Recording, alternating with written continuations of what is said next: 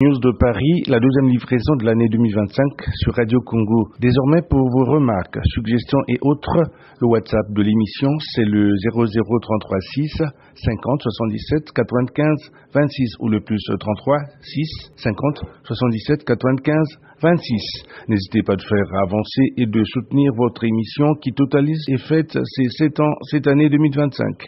Faites place nette sur les étagères de vos trésors des remèdes de l'âme, autrement dit, vos bibliothèques à double peine et la dictature du diplôme et le renouvellement de la société, de romans lumineux, étonnants et passionnants de l'écrivain congolais Christelle Ulrich Bayon-Iletsi, de romans qui vont nous accompagner pendant les longs trajets en voiture, à la plage, les pieds dans le sable ou sur un transat au bord de la piscine. Incapable de reposer une fois ouvert, on lit une page, puis deux, puis un chapitre et sans s'en rendre compte, on a déjà dévoré le livre entier. Très vite, un besoin irrépressible de connaître la suite vous envahit. Christelle Ulrich Bayon-Iletsi est l'invitée de Jean-Jacques Jarel, notre correspondant à Paris, la Ville Lumière. Bonjour Jarel. Bonjour Valda Saint-Val, le frangin, force et puissance, et bonne et heureuse année 2025 à toutes et à tous. 96.4 FM, c'est la fréquence des news de Paris. Au Brazzaville, à la Verte, écoute les news de Paris. Maestro Jarel Sika, 96.4 FM. Ce que vous allez entendre maintenant, jamais vous ne l'avez entendu. Avec les news de Paris, j'ai la belle information de la diaspora congolaise et de l'Afrique sur la radio nationale. C'est super. Les news de Paris. Quand les gens entrent, ça a déjà commencé. Quand les gens partent, ça ne finira jamais. Les news de Paris, j'adore. Les news de Paris. Paris. Les news de Paris.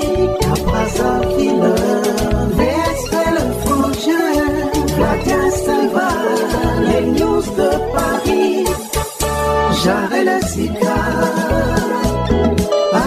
Maestro.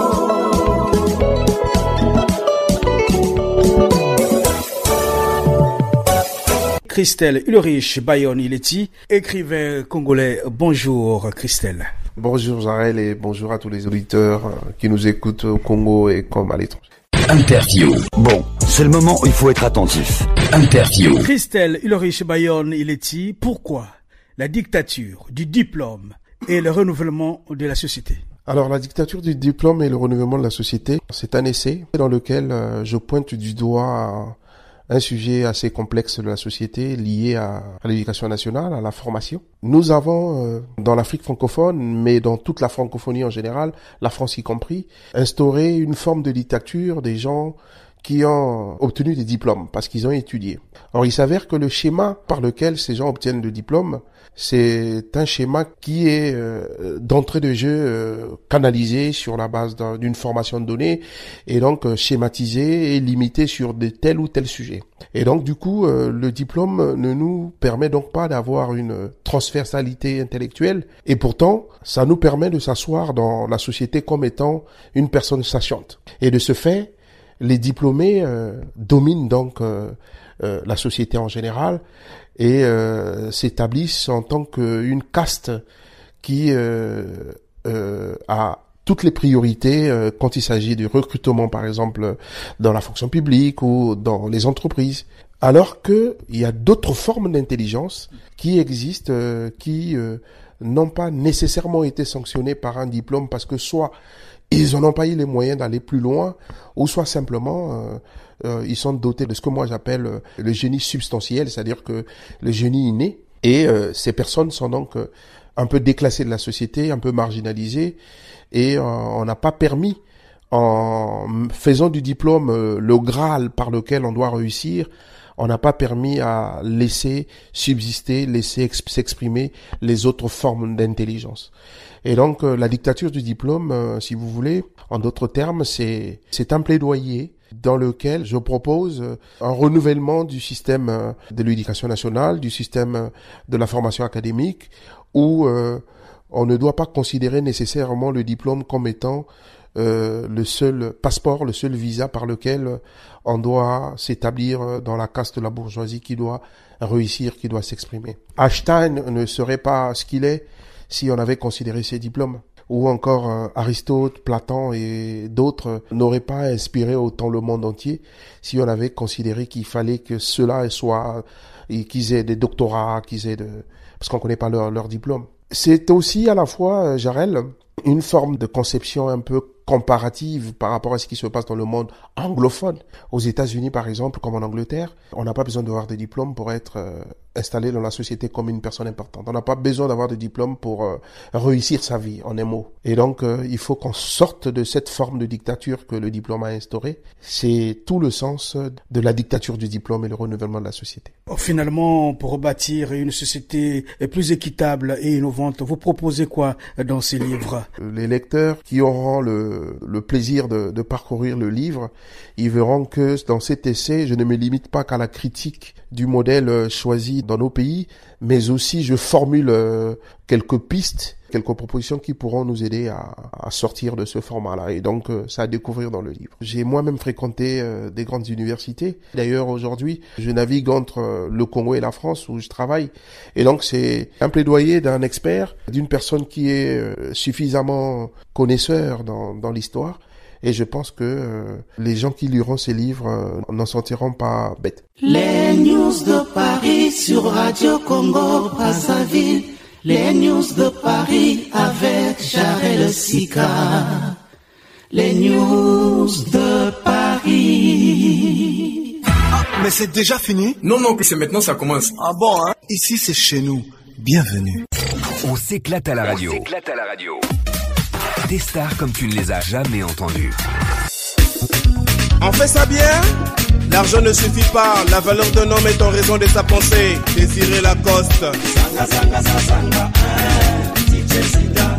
Sanga, sanga, sanga, DJ Sida. Tapene. Yaku SFR. Samijo. Lelona Koyemba. Alors, votre parcours témoigne d'une polyvalence remarquable et d'un engagement profond dans le développement économique et social. Votre ouvrage invite à repenser quoi exactement? Il faut repenser absolument le format des études en général. Je discutais avec des amis chinois qui disaient par exemple, et ils sont plutôt dans l'écologie réelle, quand eux ils faisaient un doctorat, il ne suffisait pas pour eux seulement de rendre ce que les contemporains ont déjà écrit sur les domaines. Il s'agissait aussi pour eux de créer quelque chose qui n'a jamais existé avant. Ce n'est que sur la base de ça qu'on leur donnait le diplôme de doctorat. Or, il s'avère que dans notre modèle à nous, il suffit de choisir un thème, de le développer au maximum, mais en vérité, on ne fait que rendre ce qui a déjà été dit ou ce qui a déjà été écrit. Donc, c'est une forme de par cœur qu'on rend sur un sujet donné. Et on a un jury en face qui nous évalue, qui décide de nous donner ou pas le diplôme. Mais en réalité, qu'est-ce que cela nous confère comme innovation pour que on soit considéré comme des personnes qui ont le monopole, entre guillemets, de la vérité ou de la connaissance en soi? Absolument rien.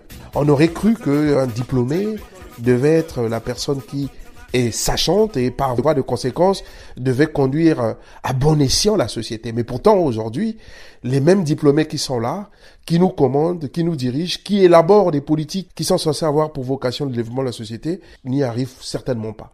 Et donc en ce moment-là, est-ce qu'il faut considérer qu'il faut absolument un diplômé pour être à tel endroit, ou finalement il faut s'ouvrir à d'autres formes d'intelligence qui peuvent ramener une autre expertise et peut-être être capable de conduire nos États vers le développement. Donc voilà, aujourd'hui on a des mots qui minent la société, mais ces mots-là, qui sont à l'origine de ces mots, c'est les intellectuels. Lesquels ont fait la guerre, c'est les intellectuels. Aujourd'hui, lesquels qui sapent l'écologie, lesquels qui aujourd'hui sont à l'origine de la crise climatique et tout, ce sont les mêmes intellectuels qui ont pensé qu'il fallait bâtir des gratte-ciel, qu'il fallait bitumer toutes les routes partout, parce que c'est ça le développement. Au finish, on se retrouve dans une espèce de déflagration totale de la planète. Donc finalement, est-ce que l'intellectuel est nécessairement celui qui est doit avoir un diplôme. Est-ce que finalement le diplôme est nécessairement le Graal qui permettra ou qui permet à une personne de s'installer dans la société comme étant une personne importante, sachante? C'est ça le fond de ce plaidoyer que je fais dans ce livre, La dictature du diplôme. Interview, reportage, magazine, show people, Jarel Sika. Bonjour Jarel Sika, je suis le News de Paris depuis Civiti. Ah, mais c'est déjà fini? Non, c'est maintenant ça commence. Ah bon, hein? Ici c'est chez nous. Bienvenue. Double peine, parlons-en. C'est quoi l'histoire de votre deuxième roman? C'est une balade romanesque, un peu sombre, quelquefois gaie, mais surtout c'est basé sur des faits réels. C'est l'histoire d'une jeune fille congolaise qui est née dans une famille dépourvue de moyens, mais qui, dès sa naissance, s'est distinguée dans son entourage. Elle s'est distinguée parce qu'elle était très intelligente, parce qu'elle avait des aptitudes et des capacités qui dépassaient l'entendement dans son entourage. Elle était très sportive, elle était toujours première de sa classe. Elle avait tout pour réussir. Malheureusement, ces avantages qui sont des avantages naturels pour elle ont attisé de la convoitise et de la jalousie dans son entourage. Donc les parents des autres enfants de sa génération vont se décider, en voyant que Lambetos avait toutes les chances pour réussir, pour devenir quelqu'un de très important dans la société. Ils vont donc se décider de se constituer en un groupe de sorciers pour lui jeter un sort pour que on l'empêche à accéder au bonheur à laquelle elle aspirait. Et donc c'était trop tard parce qu'elle avait déjà des diplômes, elle était très intelligente. C'était trop tard parce que au niveau du sport, elle était handballeuse, elle avait déjà gagné beaucoup de médailles. Et ce qui lui manquait, c'était le mariage et la maternité. Donc c'est là, les sorciers vont taper. On va lui jeter un sort de stérilité qui va l'empêcher d'avoir un enfant. Elle part du Congo pour la France, en espérant que elle va trouver bonheur en France, parce que la France est le pays de la médecine, et que là-bas on va pouvoir trouver ce qui lui empêche de connaître ce bonheur de la maternité. Malheureusement, les sorciers étaient très forts. Les médecins en France ont diagnostiqué absolument rien. Donc il y avait rien qui l'empêchait à devenir mère de façon naturelle, mais pourtant elle ne réussissait pas à tomber enceinte. Donc ça, c'était la première peine. La première peine, c'est celle qui lui a été infligée par les sorciers, l'empêchant à devenir maman. Elle s'est résiliée avec une abnégation féroce, a toujours continué à trouver les moyens pour construire son bonheur. Elle va donc décider d'adopter. Parce que le plus important pour elle, c'était d'avoir un enfant, de connaître le bonheur de la maternité le plus important. Comme elle ne pouvait pas l'être de façon naturelle, elle a décidé donc d'être maman, mais cette fois-ci par voie adoptive. Donc elle adopte un enfant. Finalement, elle est maman parce qu'elle a adopté.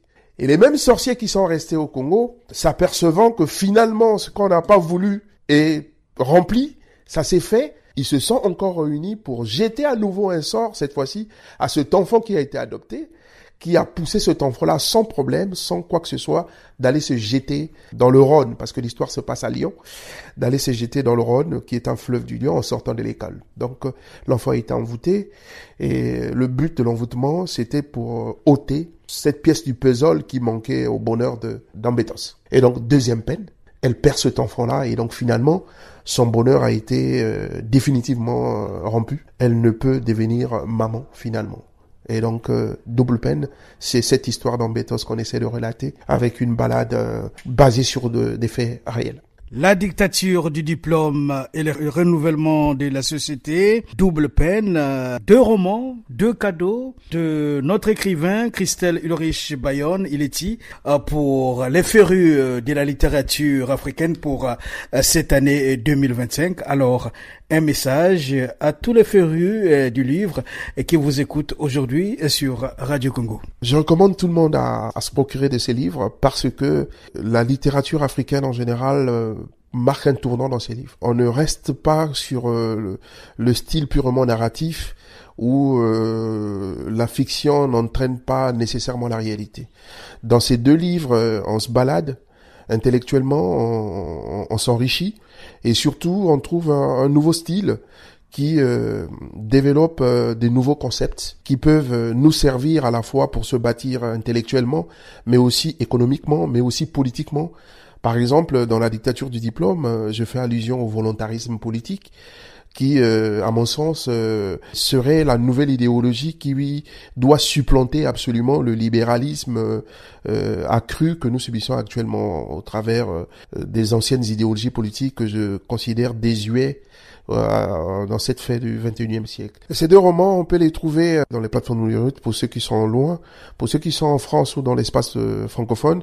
À partir de la semaine prochaine, ces bouquins seront présents dans 8000 librairies entre la France, le Canada, l'Afrique francophone. On peut commander directement sur le catalogue de l'éditeur, donc Lys Bleu Édition. Sinon Amazon, Fnac, Virgin, on peut trouver. À bientôt, le mot de la fin. Merci infiniment Christelle Ulrich Bayonne-Ileti, plein succès et surtout bonne et heureuse année 2025.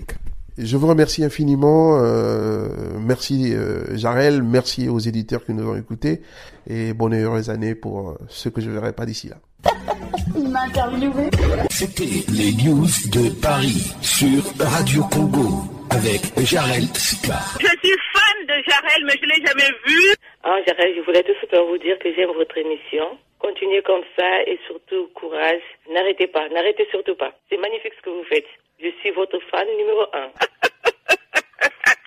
Oh là là, je suis tellement contente. Voilà, Vada Seva, le frangin, aimables auditeurs, l'essentiel des news de Paris d'aujourd'hui. On se retrouve prochainement sur la radio qui donne force et caractère à votre identité culturelle. Salut. 4 points d'exclamation tirés à la ligne, point final. Vous pouvez disposer. Ah, mais c'est déjà fini. Ah, il est bâti. En vous l'entendez. Accusés, levez-vous. Vous avez été déclaré non coupable. Vous serez libéré dans les heures qui suivent.